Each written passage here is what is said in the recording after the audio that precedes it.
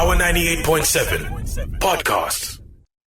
Be part of the conversation. Call Tabo on 0861 987 000. 0861-987-000. That's my bit for Valentine's.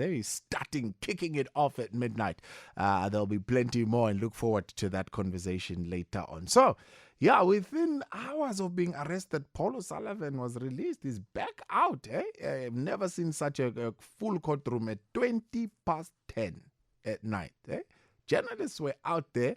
And it was Judge Francis Lehodi who was presiding over this particular matter, and the police say no, they don't understand that court order stating that the police should give him 48-hour notice. They're saying no, this thing is in contention.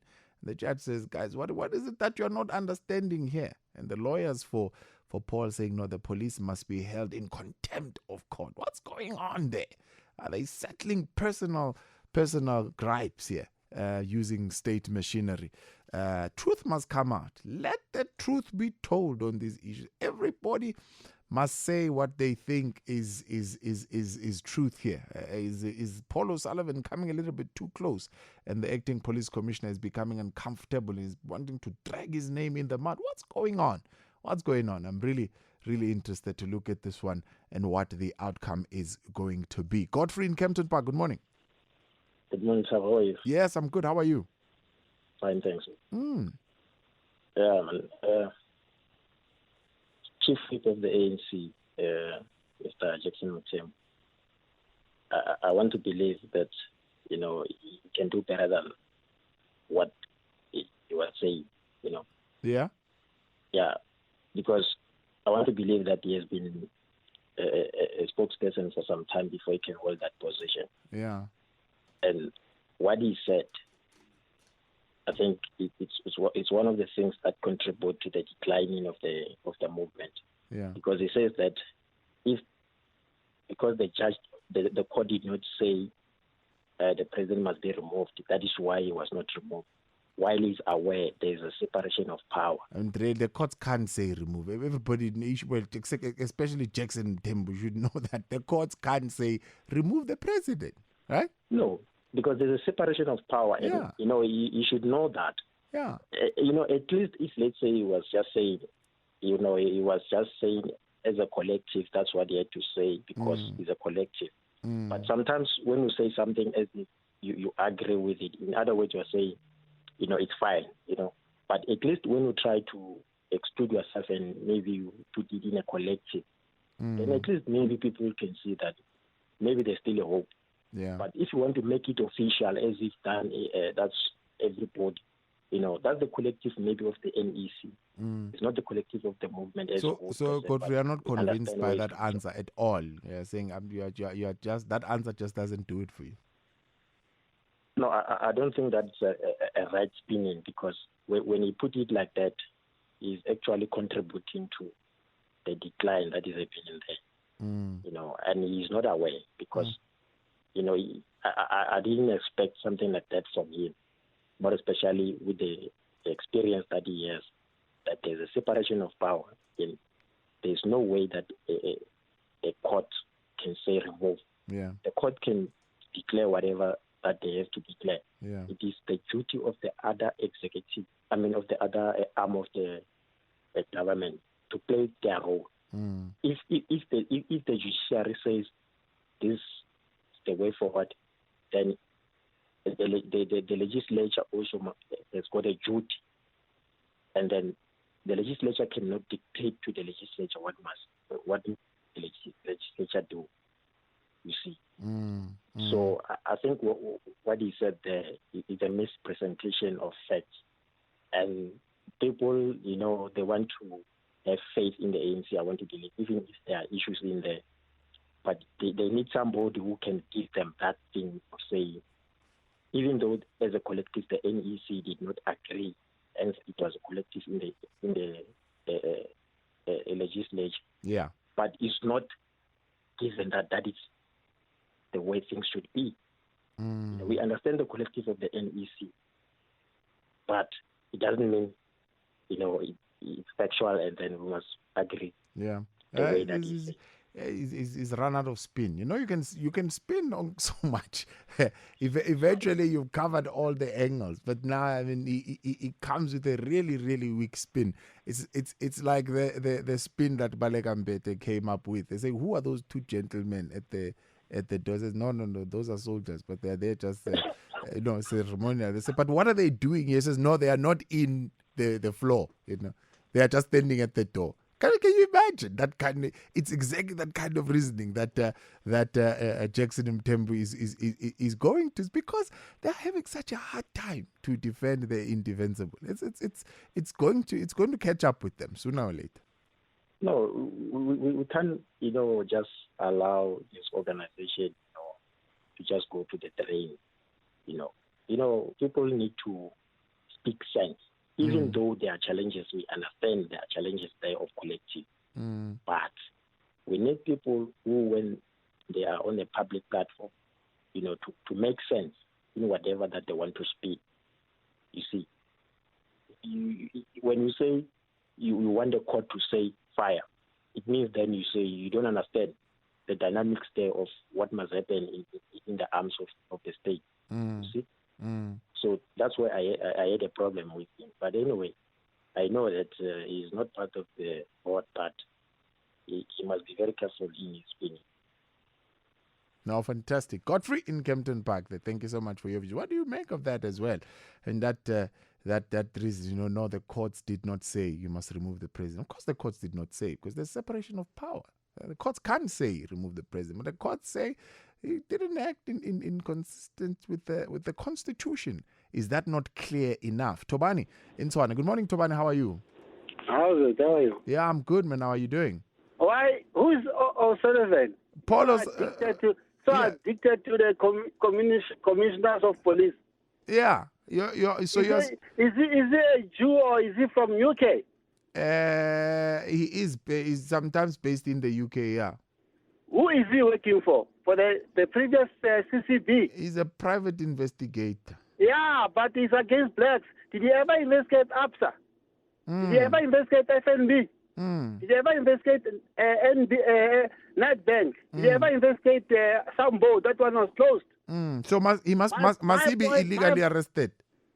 My point is, he's not above the law. Who's Judge Lekhodi? Is he a deputy judge or a judge president or an acting judge? You can challenge it in the Constitutional Court. It means that O'Sullivan is above the law. There's no such thing. He cannot be above the law. But there's an order that they agreed to. No, they say they can arrest him. That order is unconstitutional. You can challenge it. He cannot be above the law. It's a pity our leaders, they relaxed after 1994. The enemy hit hard on them.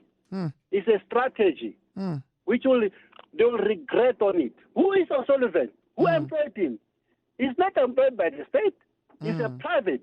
If I become private there, Zuma will say, no, you black people, you cannot investigate your own government. Look what the white people are doing. They're hitting hard. So you are saying he must be arrested. Why do you want him arrested for? What I'm saying is he must constitutionally be arrested. He must not unlawfully arrested. You know what? Yeah, but this time around it was unlawful because there is a court order. Let me tell you something. From last year in November. I don't care about that. But you see, that's what you're saying. You don't care about what the courts are saying. They must take it to court. But this is the problem. You see, that's a problem that we are having, Tobani. People who don't care about what the courts are saying. It's a problem, that thing. If they say don't arrest Pawani, what does that? If someone commit crime, you must not arrest him because there's an order. That's unconstitutional. What is unconstitutional about that? That thing went through the courts and people heard it, and there was an order that was signed. It never went to the Constitutional Court. Well, an order can only come from court. I mean, where's the order going to come from? It must go to the Constitutional Court. It's an order that was issued in November. I'll tell you. It was issued by hold on a second. It's not Constitutional Court. Constitutional Court. I'll tell you which judge issued it. As I was looking at it now. Yeah, but it can be Judge Mojapelo, whoever is the judge who issues, but it's not Constitutional Court. It's not above the law. But that's not how it works, Toban. I mean, there are different courts in South Africa. Let me give you a hypothetical example. If tomorrow O'Sullivan kills someone, he must not be questioned and arrested. It's what the order says. That order is fake and embarrassing. Because you know what Steve Biko said? Black men, we are on your own. And it's a pity people take advantage of that from both sides. From black people and white people. They take advantage of that. And that will make the DA to end up being the government. Okay. And we'll regret it for the rest of our life and our children. Okay, so you are saying the police must ignore the court order? They must not ignore it. Yeah. They must challenge it. Or they must challenge it. They Yeah, must but go you to can't just personal arrest court. him then. Take the court order and No, challenge they it can first. arrest him. When they arrest him, they challenge it. challenge it first, because now when you No, arrest you him, can't. No, the police. you are the in police contempt of court. No way. The police cannot be in contempt for arresting. The police are there to arrest. O'Sullivan is no, not the you are in state. contempt of court, because the order Me, says I'm not in contempt. I don't even care. What I'm saying is the police, they can. the police can't, Tomani.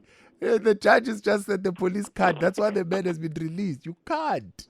There's an order that says you can't. He was released because they have stupid people in the legal department. They must go to constitutional court and challenge it. This is our country. O'Sullivan was not born here. This is Africa. He stays there in Santen. And he messed up Santen police station. Now he's messing up the whole national police. Yes.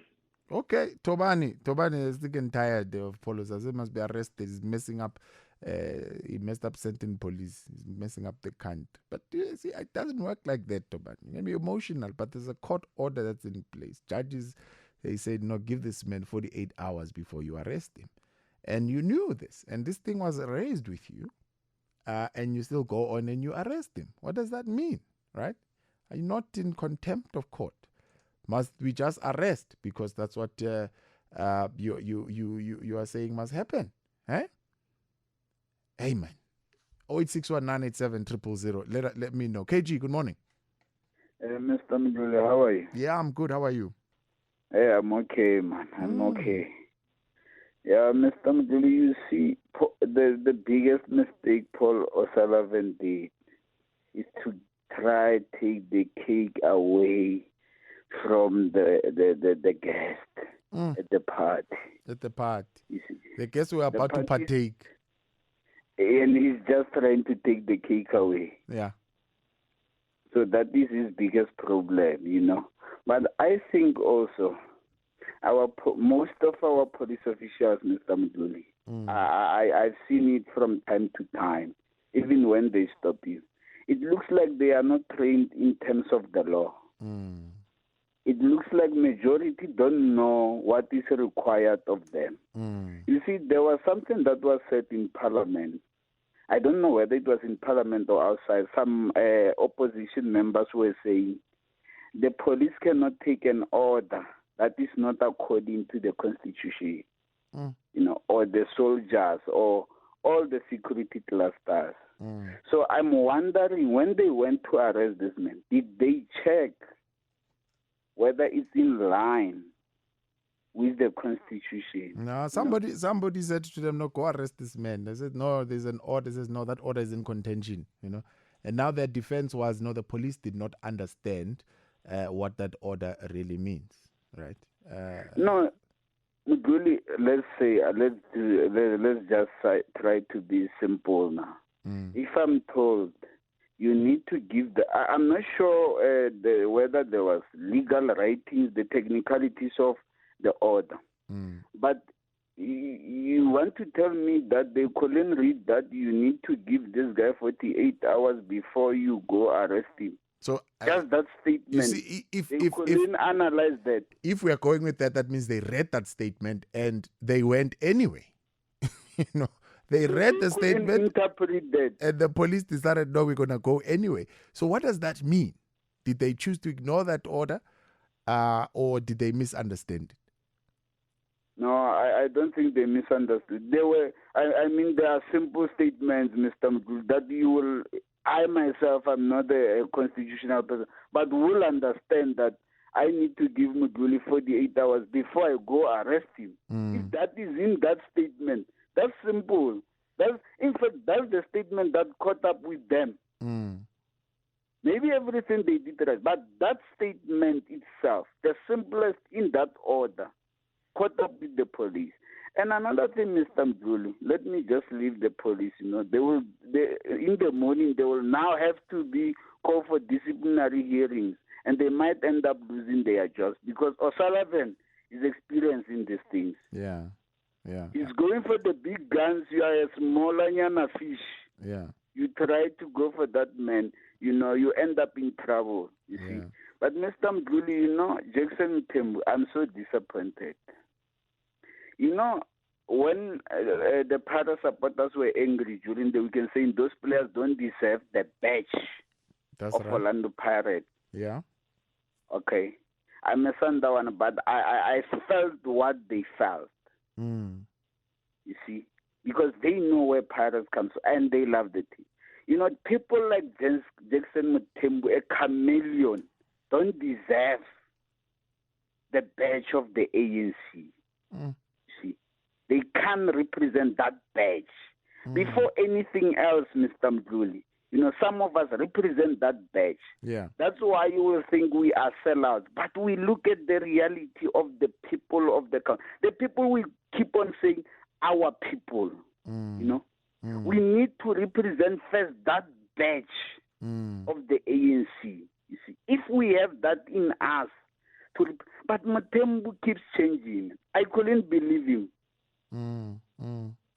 I couldn't believe that Jackson Mthembu will say what he said. Yeah. Even according to the constitution of the ANC, if I were to call there, it's just that I didn't have time at that point. But I was going to ask him, according to the constitution of the ANC, what does it say when any member is found to have violated the constitution of the republic? What does the constitution of the ANC say? Yeah. And what have you done before Parliament? Yeah. Because they keep on saying ANC council. Yeah. If it does, what have they done to the person who have violated the constitution of the country was found guilty by the court of law? According to the ANC, the president was supposed to be called for a disciplinary hearing by the ANC. They never did. You see, so this is the thing. These people protect their stomachs. That's the problem. And if we ever wish to have the ANC of your original Tambos, Mr. Mdluli, I'm not sure we're going to have it again. Not after this mess of the past 9 or 8 years. I'm not sure we can go back there. KG, let's leave it there, my brother. Thank you so much. Good morning to you, KG in Centurion. By the way, Tobani, the court order was issued by Deputy Judge President Ledwaba. That's the name that I was looking for. I did see it somewhere. Deputy Judge President Ledwaba issued that court order. So Judge Lekhodi was sitting on the matter this time around, and he phoned Deputy Judge Ledwaba, Judge President Ledwaba, and he confirmed that no, that court order is a court order. It stands, and now he has just confirmed, right, made clarity on that court order. And that's the type of thing that we've got to deal with. It's 22 minutes now before 1 o'clock. Christine Shobel-Patel, Senior Lecturer in Law at the University of Liverpool, is talking to us when we come back from the break. And we are talking about why it is important that the ICC pays attention to the African leaders. Can't just dismiss them. Christine says there's a reason why they feel the way they feel. And this anti-African sentiment really is something that you really need to deal with as the ICC, and the issue of race undoubtedly a big factor. But she also points to the fact of just the communication material generally of the ICC is also speaking in this language, that is leaning towards neoliberalism. You can give me your thoughts as well on 0861 987 000. Christine, talking to us after the break. Power Perspective with JJ Tamani. Muzake Mbuli talk about the false prophets. No, guys, can we have order, please? Can I continue? I've been listening to him for 40 minutes. He's running away. I'm not a coward. We are a coward. Why don't you mention Cyril Ramaphosa and Martin Church on your poem? Don't say we'll just be a poem on it. Who's people in Guys, can I have order, please? Can I have order on my show? No, I'm sorry. Our Perspective, Monday to Thursday and Sunday, 9 p.m. to midnight on Power 98.7. Now, we're talking. Conversations never stop with us. Power Zone with Thabo Ndluli on Power 98.7, midnight to 3 a.m. Hi, Christine. Welcome. Thank you for joining us. Hi, it's a pleasure to speak to you. No, fantastic. Thank you so much for making the time. Christine, let's jump straight in. Why do you believe the ICC must stand up and pay attention to African leaders on this particular idea or proposed idea of a mass withdrawal? Why must their concerns be taken seriously? Right. So what I think is dominating the debate on withdrawals of African states from the ICC is this argument that the supposed anti-African bias is just a way of shielding African leaders and of injecting the immunity provisions for the African leaders. And so I think the larger problems then of a continuation of neo-colonial sentiments are very quickly dismissed then by those who support the courts and also from within the court. So I think it's important to draw attention to the fact that international law itself has a history of enabling colonialism, of being very convenient for the powerful states, and of protecting the status quo, really. And the status quo means that particular states, Western states, are those who are seen to then dispense justice, while those, particularly in the global south, are then seen as those who receive justice. And I think these are really important issues for the International Criminal Court and the international criminal justice community to consider. What is your read on the statement by the former chief prosecutor of the ICC, saying without the ICC, who will protect the African victims when African governments attack them? And what's your read just on that statement? Right. So I think that statement is sort of symptomatic of this problem that the victims of conflict are, first of all seen to be Africans, and that also Africans are there by that statement deemed to lack agency to deal with their own problems.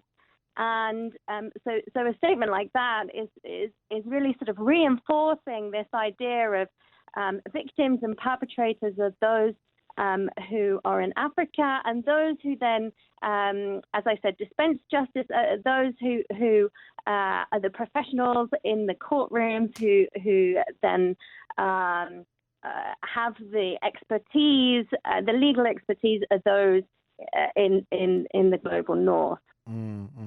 Is the ICC influenced by race? I mean, in any way? Do you feel that black presidents in particular are targeted? And I mean, you also talk about the face of the victim is always the black people of Africa. They are the victims who are portrayed even in their communication material. Right. So I think it's probably overstated to say that the ICC is racist. But what I think is happening is that the structural inequalities are becoming more and more evident within the International Criminal Court. And what I mean by that is that those states who have traditionally been protected from being seen as perpetrators of crimes or as being seen as those who commit human rights violations are continuing to be protected by this system which calls itself international and calls itself a sort of global justice system. And what's becoming really evident is that it's not global at all, and that these sort of biases that have been given since colonial times, really, are continuing to show themselves within the ICC. But I wouldn't say that those within the ICC that makes them then racist. I think that this is sort of a larger structural problem. But within the ICC, I mean, what's your reading? Do they have the ability to deal with that perception? I think so. So some would then say, well, the ICC needs to extend its scope to non-African countries, and there are investigations which are ongoing in non-African countries.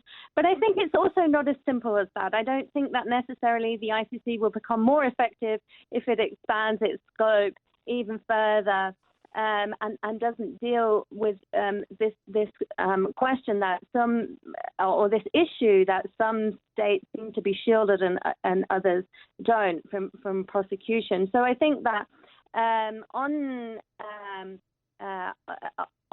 many levels, there are ways in which the ICC can actively do something against this what is sort of this anti-African bias as it's practiced there. That means, yes, on its website, maybe not only show African children or African women as victims, but also show that victims can have agency, can be resilient and can be strong and can define their own ideas of justice. Are you not entirely convinced that the victims have a voice? Within the ICC, Within the ICC, yes? I'm not entirely convinced of that, no, because I think that the ICC defines the voice of the victims, if that makes any sense. So it has already defined in which way victims need to speak about their experiences and about their suffering. And often that can be a very alienating experience for victims, and that they feel that they need to say what is expected of them rather than actually dealing with their suffering. So if African leaders are to pull out, I mean, do you think it's going to create a problem for the ICC? I mean, will they become an insignificant body, especially considering that a bulk of their cases are from Africa?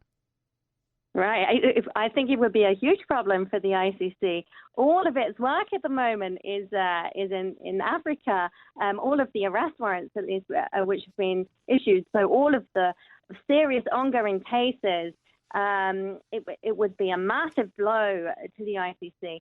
However, the withdrawal strategy, which was drawn up prior to the recent AU summit, doesn't really seem to be very committed to mass withdrawal. Although it's named the withdrawal strategy, that seems to be sort of maybe a way of gaining attention. What actually, if you look at the provisions within that, it's more of a re-engagement with the ICC, I would say. So it's reform proposals as regards immunity of sitting heads of state, reform proposals as regards the relationship between the ICC and the Security Council. So it really seems that perhaps states are having second thoughts about withdrawing, but sort of what has been referred to as a mass withdrawal, there doesn't seem to be really enough political will for that at present. If the ICC then seeks to improve those relations, practical steps of what they would need to do. Well, they would need to address some of these problems, I think. They would need to talk seriously about an anti-African bias, which may be present in the court. One of the demands, for example, of the AU, which seems a very convincing demand, is that more African professionals should be working within the court. Now, that will not necessarily deal with some of those structural problems that that I referred to earlier. But certainly there is a legitimate expectation by the biggest regional bloc, which the African bloc is, with 34 member states to the ICC, that they would be represented more widely within that sort of profession in The Hague and outside of The Hague. And is that window of discussion still open? Is that channel still open at this particular point? I think it is. But that will not stop the AU thinking about alternatives, and those are ongoing discussions too. So, of course, there was the recent Habré trial in Senegal, and then there is also an ongoing case at the International Crimes Division in Uganda. So there are African responses to the question of international crimes, which I think will be of continued interest. And so there's also the African Court of Justice and Human Rights, which has now extended its jurisdiction to international crimes and has also included international crimes which are of particular relevance to African states, which are not included in the Rome Statute, which is the statute for the ICC. So there is really a potential for African responses to the question of international crime. Is it just going to be a potential? I mean, this new regional approach of accountability, or is it going to be more than just that? Are they? I mean, people are saying it's just not going to happen. African leaders are all friends, and who's going to hold who accountable? Besides, they all have issues to deal with in their own countries, or others what we call skeletons in the closet. So who will have the moral authority to call who to account?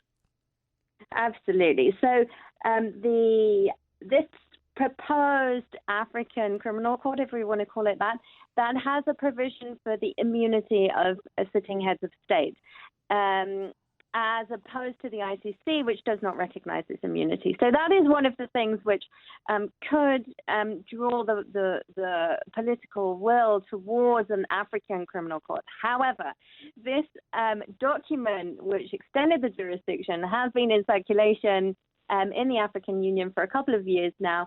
And so far, it only has 9 signatory states, and it requires 15 ratifications. So not only signatures, but also that these are implemented into the domestic legal system.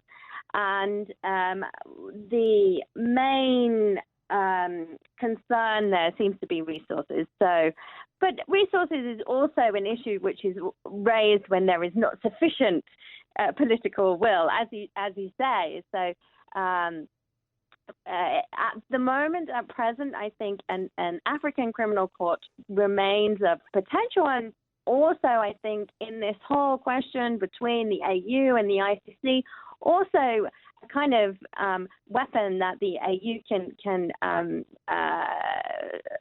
can refer to as its alternative, but it's not in any way a tangible alternative yet. But then there are domestic ways of dealing with this too, as Uganda has done with its Special War Crimes Division. And if we are to have a completely different discussion around this issue of the ICC, what would that decision? I mean, that discussion evolve around? I mean, everybody has said, well, there's the anti-African agenda. ICC is saying, well, it's strange that you raise that issue because it's African leaders themselves who actually come to the ICC. So it's not us. It's not like we have a particular agenda. But if we are to imagine a different discussion around the existence of a body like the ICC, what would that narrative be? Wow, that's a good question, an ambitious question. There are the shortcomings of an international criminal trial, or generally criminal trials, are that the one individual is tried, which draws attention to this one individual and draws attention to the power that they have held and the abuse of power and the crimes that have been committed. But at the same time, it also distracts from the root causes of conflict. So an alternative way of thinking about transitioning from conflict to a post-conflict state or to dealing with atrocities would be to think about what are the root causes. Often crimes are committed for socioeconomic reasons because and also for ideological reasons. And these are sort of issues that a criminal trial cannot really get to the heart of. It's a big ask, but how do you get an organization like the ICC to stop thinking like an imperialist organization? Because that's the criticism. You'll get callers when it comes as no, it's just this is an imperialist organization just going for black leaders. I mean, how do you get that organization to stop thinking like that, or maybe even if they don't think like that, to stop projecting themselves as if they think like that? Right. So I think there is some potential in strategic litigation. So strategic litigation would then recognize, and South Africa has also during apartheid, a rich history of this kind of strategic litigation.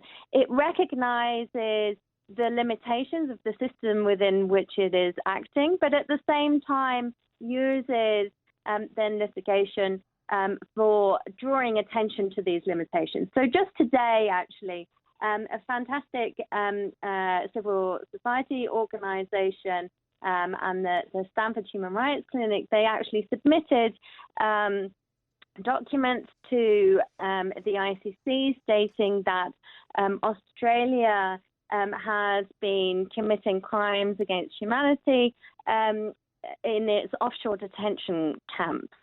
And so this is a form of then drawing attention to problems which are happening outside of Africa, and there were therefore sort of widening the view and again sort of directing the view away from this idea that only Africans can be perpetrators and only Africans can be victims. So strategic litigation is a way forward within the ICC. And then of course there's the Assembly of State Parties, which is sort of the big get-together, the annual get-together of state representatives and civil society organizations, and the ICC has a lot of support from civil society organizations, but at the same time there is also critique there. And it's at these kind of get-togethers that these kind of serious debates have to be on the agenda. So at the ASP last year, it was encouraging that there seemed to be a general sentiment towards we need to talk. And I think now it needs to go beyond just saying we need to talk and actually start talking. No, absolutely. Junior is in Soshanguve joining us this morning. Good morning, Junior. Hey, good morning, my brother, and also to your guest. Welcome. You are touching on a very important, topic on the issue of justice, so that we should curb this culture of impunity that has pervaded actually the world, not specifically Africa. But I find this argument that the International Criminal Court targets only Africans very, silly and preposterous. For me, it doesn't hold any water. The truth of the matter is that, like I've said before, when you are talking about this point, the important aspect that we cannot look at the application of international law without understanding, the political dynamics that are at play there. The truth of the matter is that we have lots and lots and lots of untransformed, institutions. You look at the World Bank, the IMF, the International Monetary Fund. The manner in which trade is being conducted within the World Trade, or the WTO. Those institutions, they are not really favoring kind of like Africa. But you hardly hear Africans saying that let us actually withdraw NMAs from the World Bank or IMF or WTO. What they do is that they galvanize themselves, try to initiate change from within. And another issue which is so important, it seems as if when we talk about this ICC, we don't actually define what is the meaning of gross human rights violation. When we say that someone is being accused of war crimes, have we ever actually took a chance to place ourselves in communities where you find that a leader, simply for the purpose of clinging into power and protecting his ill-gotten gain, decide to annihilate, to exterminate, to maim, to kill the whole a community. In the case of Omar al-Bashir, we have someone who have adopted a very, very, very perverted meaning, an interpretation of Islam, so that the whole community should actually suffer. And then when we say that this institution shouldn't apprehend, these leaders, I've asked this question: are we as Africans well equipped to can actually dispense that justice? And I also emphasize, partial justice for me is more than not justice at all. Let me just give you another example. In South Africa, we have a problem of a judicial system which is not totally imperfect. But what will happen if ever tomorrow everyone wake up in the morning and say that I'm not going to subject myself before the judicial process if ever I violate any law just because of I know that I won't be able to get a fair trial or whatever. Those things need to be transformed, but we cannot say that destroy the whole structure. I'm afraid more specifically on that vacuum. And when you look at the world global, it is only Africa where you find that we have lots and lots of dictators. People want to cling to power, and that's the problem. We have high levels of corruption. We have high level of tribalism. Look what happened with Charles Taylor. That man. It is not to say that someone simply woke up in the morning and decided to go to the ICC. Some of these people who go and complain to the ICC are citizens of those particular countries themselves. After leaders have captured actually the judiciary, is the judicial system in Zimbabwe, is it capable of prosecuting Mugabe for so many acts of genocide that he has committed and other crimes? It is incapable of doing that. Yeah. So I'm saying that my argument is that let us retain within this system, imperfect as they are, but at least try to lobby and ensure that at least transformation is initiated from within. Junior, appreciate it. Much appreciate that. Leave it at that, Junior and social work. Christine, final word from you. The mass pulling out of African states from the ICC, what does that mean for victims of conflict? Yeah, that's a good question. Well, for the ongoing cases, it wouldn't mean anything for now because the states who are being investigated where cases are active, they would continue. So you can't withdraw and also withdraw from your obligations if the ICC is already actively engaging in those states. And then for other victims of conflict, well, this comes back to the question of how do we define that? Is there an international way of seeing that? Is there an African solution? So I think a system in which victims are reimagined as agents would be something preferable. And perhaps that lies within an African system. Perhaps that lies within a reformed international criminal court. I'm not sure. But I think what is actually sort of what seems to be happening with this withdrawal is that, in a way, the African states are saying we no longer just want to be stereotyped in this way. So even if it's a flawed attempt, what is happening is that the African states are reclaiming their agency. They're saying we can do something here. And even if it is just claiming that we're going to withdraw, it's showing that we actually have some power and that we're agents. And I think that is something quite promising in a very complicated and also flawed process.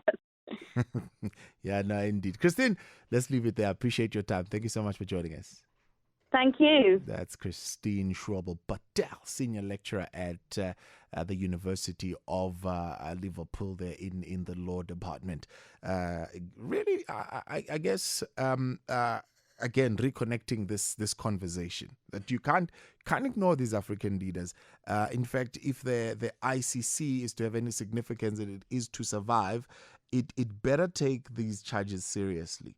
These charges that are raised by African leaders, and actually listen to them. Listen carefully to the case that is being put forward and start making the changes that are necessary in order to make this body legit. Because after all, it's not about the power of the various individuals, not about fighting for this power, but it's on behalf of the victims of conflict that such a body actually exists. And if it can begin to do exactly that, it would be great. But otherwise, then we need to imagine a new regional approach to accountability. How will that be implemented? I'd like to get your calls and your thoughts on that. A new regional approach to accountability. How will that be implemented, considering the dynamics that we have in the region alone? We've got a regional body like ECOWAS, that walks in and it does what it needs to do. And then you come back here in the SADC region, and somebody might say, well, SADC might not be as effective as we would like it to be. In fact, I asked Pastor Ivan Moarire that question earlier on. I said, are you sorely disappointed at a regional body or regional organization like SADC and how they have responded to the call that you are making as far as Zimbabwe is concerned? He says, yeah, no, bitterly disappointed. So how do you see, right, a new regional approach to accountability actually working? How will it work? Give me your thoughts. 0861 987 000. Drop me your tweets at I am Thabo Mdluli at Power FM 987. Martin Plaut, he's in the inner part of London in the UK. He's a senior researcher, fellow of the Horn of Africa and Southern Africa at the Institute of Commonwealth Studies, School of Advanced Study. Yeah. Oof. What a title, right? He's talking to us after the break. Power 98.7 Podcasts.